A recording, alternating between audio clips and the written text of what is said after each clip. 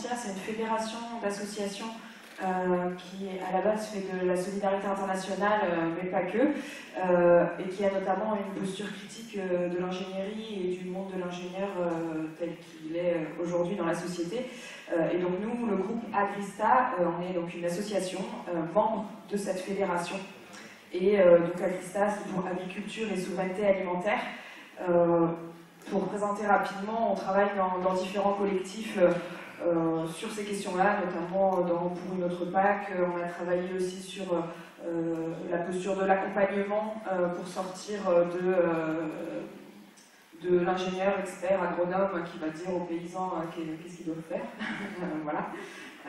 Donc on a un peu des travaux là-dessus en cours. On est aussi, ce qui est important à dire, c'est qu'on est un petit groupe de personnes qui ont des métiers qui sont dans les milieux agricoles et alimentaires, ou en tout cas pour la plupart. On a à la fois des salariés de réseaux paysans ou des associations liées à l'agriculture. On a des personnes, des membres qui sont dans le domaine de la recherche. On a des fonctionnaires d'État. On a plusieurs personnes aussi qui s'installent en agriculture. Voilà, on a des personnes aussi salariés d'associations plus écolo, on a aussi des chômeurs, hein, donc voilà, un petit groupe de bénévoles. Et on a écrit ce projet de sécurité sociale de l'alimentation suite à des discussions avec différents collectifs, donc ça j'y reviendrai par la suite, mais on n'est pas du tout tout seul sur ce projet. Le premier constat que nous on a fait, c'est que l'alimentation devrait être vue comme un bien commun. En France, on considère la santé comme un bien commun. Enfin, en tout cas, en 1946, c'était l'idée dans la sécurité sociale santé. Aujourd'hui, ça a été un petit peu détricoté au fur et à mesure. Du coup, c'était l'idée de... On ne doit pas faire d'économie sur sa santé, donc on met en place un système pour que tout le monde puisse se soigner. Et aujourd'hui, nous, on pense qu'on ne devrait pas avoir à faire d'économie sur son alimentation, et donc on essaye de penser un système qui permet à tous et toutes d'avoir accès à une alimentation choisie et de qualité. Alors tout d'abord, il y a tout un tas de constats sur l'aide alimentaire qui sont issus de travaux à la fois de la recherche et puis de collectifs comme ATD Monde. Notamment, on s'est beaucoup inspiré du rapport Se nourrir quand on est pauvre. Donc, tous ces travaux, on voit très bien que l'alimentation, aujourd'hui, pour les ménages les plus précaires, c'est une variable d'ajustement dans le budget des ménages. On a 22% des ménages qui sont dans une alimentation contrainte, enfin, dans une insuffisance alimentaire, en tout cas qui le déclarent, d'avoir des contraintes sur leur alimentation. L'aide alimentaire aujourd'hui, c'est 4,8 millions de personnes, en tout cas c'est les chiffres de 2015 et ça a plutôt tendance à augmenter. Nous, on est parti de la définition du droit à l'alimentation et en fait en France, on considère qu'on respecte le droit à l'alimentation juste parce que plus personne ne meurt de faim et que finalement, grâce à l'aide alimentaire, tout le monde a accès aux calories suffisantes pour ne plus avoir faim. Maintenant, le droit à l'alimentation, il a plusieurs dimensions et la question du choix, de pouvoir choisir son alimentation est assez essentielle dans ce droit à l'alimentation. Et notamment le rapport d'ATD Monde pointe le fait que les personnes qui ont recours à l'aide alimentaire pointent un manque de dignité, c'est comme ça qu'ils le ressentent face à ces dispositifs et face au fait qu'ils ne puissent pas choisir leur alimentation. Et aussi que en fait, l'aide alimentaire, 95% de ses approvisionnements, c'est la poubelle de l'agro-industrie. Les surplus des grandes surfaces, les surplus de l'agriculture qui viennent alimenter les dispositifs d'aide alimentaire. Et pour aller encore plus loin dans la critique, donc il y a des travaux de Dominique Laturel notamment qui montrent bien ça, qu'on a un système agro-industriel qui s'appuie complètement sur les politiques de lutte contre le gaspillage alimentaire, où finalement le fait de pouvoir défiscaliser les dons qu'ils vont faire à l'aide alimentaire, c'est une manière d'avoir une assurance par rapport au risque de produire trop et donc d'avoir un gaspillage. Je pense qu'on a malheureusement bien assez de pauvres pour manger tous les surplus de l'agro-industrie. Voilà, donc on a un système où le don alimentaire participe complètement à la rentabilité du système agro-industriel. Cette précarité, elle touche aussi le milieu paysan. Alors, je ne suis pas la mieux placée ici pour en parler, mais voilà, même si on regarde au niveau mondial, les paysans font partie des gens qui ont aussi du mal à se nourrir. Il y a quelque chose qui nous a beaucoup interpellés, c'est effectivement quand on voit toutes ces initiatives qui se développent sur les territoires, on se dit mais à quel moment on va pouvoir généraliser ça? Que si jamais on est sur un territoire qui n'est pas dynamique, où il n'y a pas des initiatives comme ça qui se passent, qu'est-ce qu'on fait? Pour nous, il faut penser politique publique. Parce qu'aujourd'hui, on tend vers un système de dualisation des modèles agricoles et alimentaires. C'est-à-dire que d'un côté, on a des personnes qui ont les moyens de se payer des produits de qualité. Alors, dans leurs moyens, c'est pas que économique, hein, il y a aussi des moyens géographiques. Il y a des endroits, c'est des déserts alimentaires, vous n'avez rien du tout. C'est aussi le temps qu'on peut mettre dans son alimentation. Et donc, on a de l'autre côté des personnes qui doivent se contenter de la poubelle de l'agro-industrie ou des produits ultra transformés de l'agro-industrie. Et finalement, toutes ces initiatives qui se développent, aujourd'hui, on en arrive à un point où si on ne pense pas généralisation, si on ne pense pas lutte plus globale, en fait, le système libéral est en train de s'accommoder complètement de ces initiatives en disant, écoutez, on l'a entendu de la part du ministre de l'Agriculture, la coexistence des modèles est tout à fait possible et finalement, c'est au consommateur de faire son choix entre les produits qu'il veut. Sous-entendu, il y a des gens qui ont envie de manger de la merde. On peut faire le tour un petit peu sur les politiques publiques en matière d'alimentation. On est beaucoup sur des politiques incitatives qui ne touchent pas beaucoup, qui réglementent finalement assez peu les pratiques. Il y a tout un tas de politiques, par exemple, je pense aux projets alimentaires territoriaux où on va inciter les collectivités à mettre en place des choses, mais finalement ça se développe toujours à côté des industries agroalimentaires. C'est rarement contre, et ça, finalement, les industries agroalimentaires se repositionnent sur d'autres secteurs. On voit, ils se repositionnent sur le bio, sur le local. On est en train d'assister à l'industrialisation du bio et du local, c'est même déjà fait. Et à côté de ça, on a des initiatives qui sont aussi pensées pour permettre un meilleur revenu aux paysans, une meilleure qualité de vie. Et on observe des endroits, des territoires où c'est de moins en moins rentable et de plus en plus chronophage de se lancer dans une AMAP ou dans des choses comme ça, puisque finalement on arrive à une saturation d'un marché, puisqu'on n'a plus les gens solvables ou des gens qui ont accès à ce genre de choses, et on arrive à un moment de blocage où il va falloir penser à la suite. Donc c'est là qu'on arrive avec cette idée de sécurité sociale de l'alimentation. Et donc pour nous, c'est vraiment un projet de démocratie alimentaire pour permettre à tous et toutes d'avoir accès à une alimentation choisie. Donc pour expliquer rapidement, je vais faire un petit parallèle avec le fonctionnement de la sécurité sociale santé. Donc l'idée, c'est de donner 150 € par mois à tous les habitants et habitantes de France, puisque c'est ici qu'on se place. Donc un accès universel et inconditionnel, qui ne dépend d'aucune condition. Ce montant, il a été choisi parce que ça revient à peu près à 5 € par jour, et il y a un certain nombre d'associations qui considèrent que ça permet de se nourrir correctement. Il faut savoir que le budget alimentaire des ménages précaires est de 100 € par mois, donc on est au-dessus, on est un peu en dessous, on est en dessous du budget moyen des ménages, mais on est au-dessus quand même largement du budget des ménages précaires. Donc ce serait donné 150 € par mois, alors sous forme soit de crédit sur la carte vitale ou sous forme de chèque déjeuner. Enfin voilà, le support est à discuter, on a même parlé de monnaie locale ou des choses comme ça. Et ces 150 € permettraient d'acheter des produits conventionnés auprès de producteurs ou magasins conventionnés démocratiquement. dans des caisses de sécurité sociale de l'alimentation. Alors, juste un point là-dessus, on oublie souvent, mais la sécurité sociale santé, à la base, était gérée de manière démocratique par ses usagers.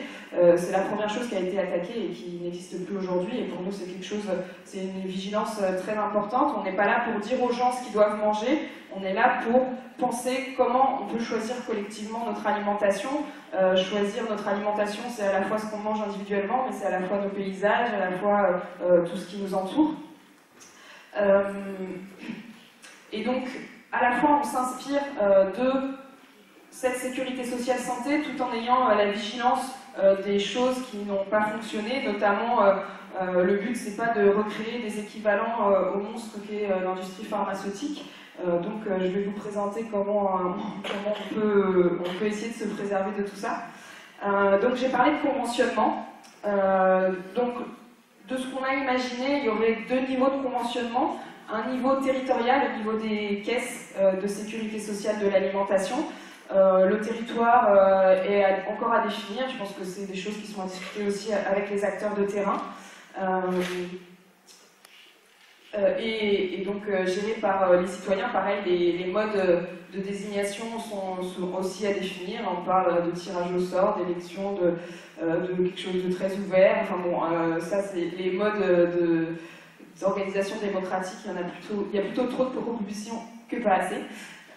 Donc on aurait ces instances locales et également une instance nationale. Donc là, pareil, est-ce que ce serait des représentants de chaque caisse qui viendraient? Enfin voilà, il y a des choses comme ça à définir.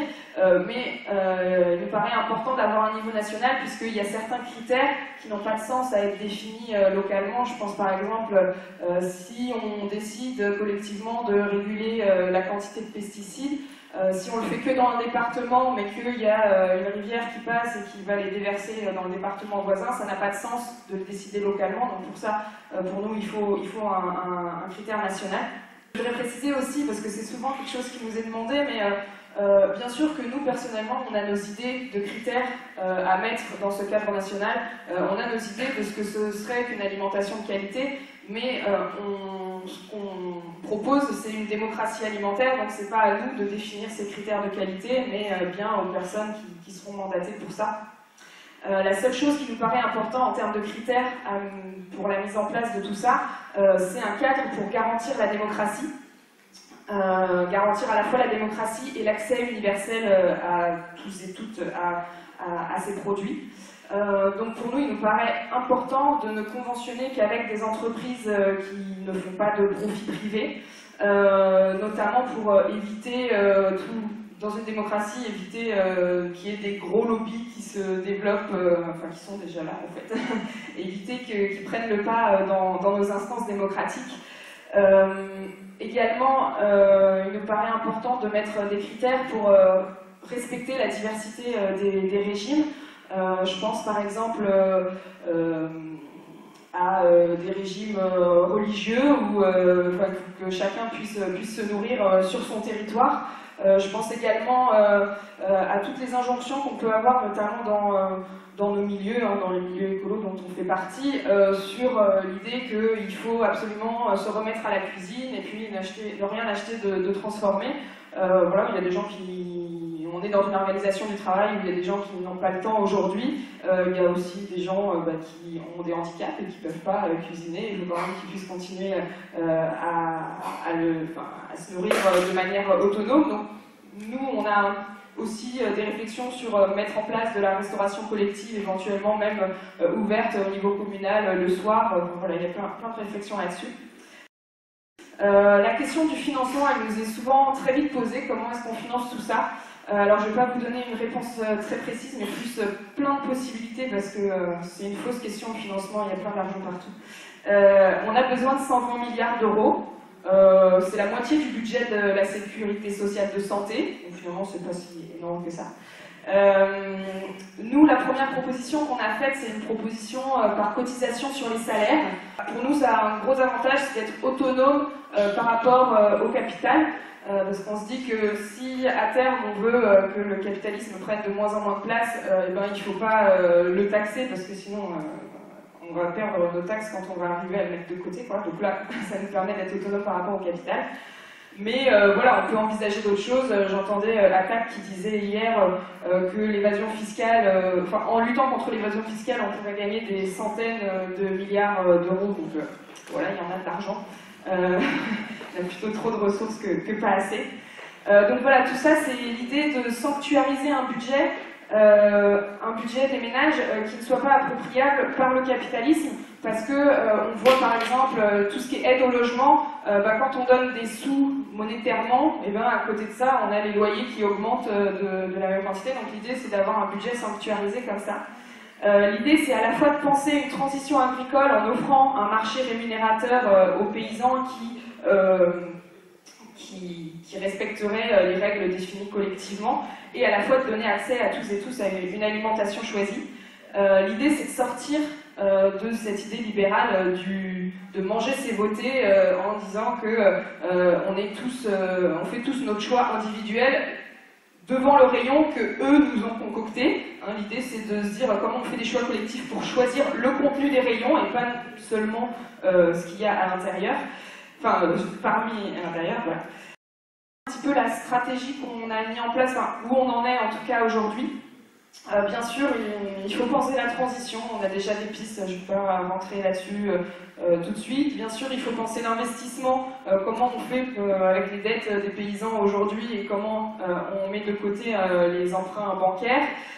Comment on pense des politiques d'éducation qui sortent des injonctions telles qu'on peut avoir aujourd'hui dans le programme national nutrition santé, manger, bouger et tout ça. Comment on s'éduque collectivement pour comprendre comment notre système alimentaire fonctionne pour pouvoir prendre de bonnes décisions.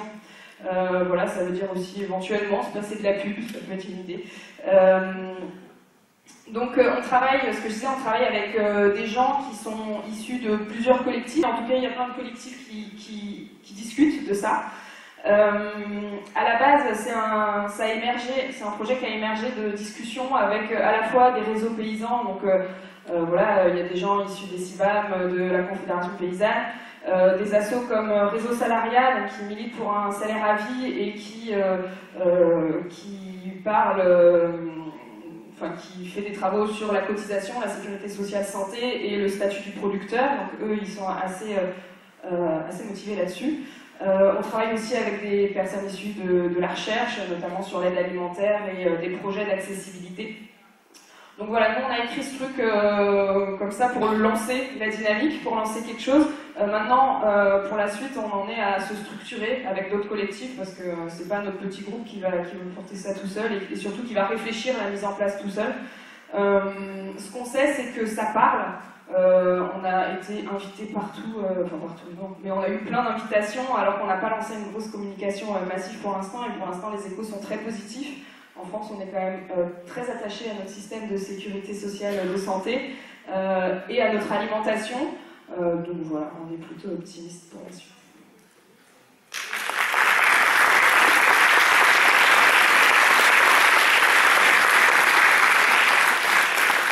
Je voulais d'abord répondre sur la question de la technocratisation pour la sécurité sociale de l'alimentation.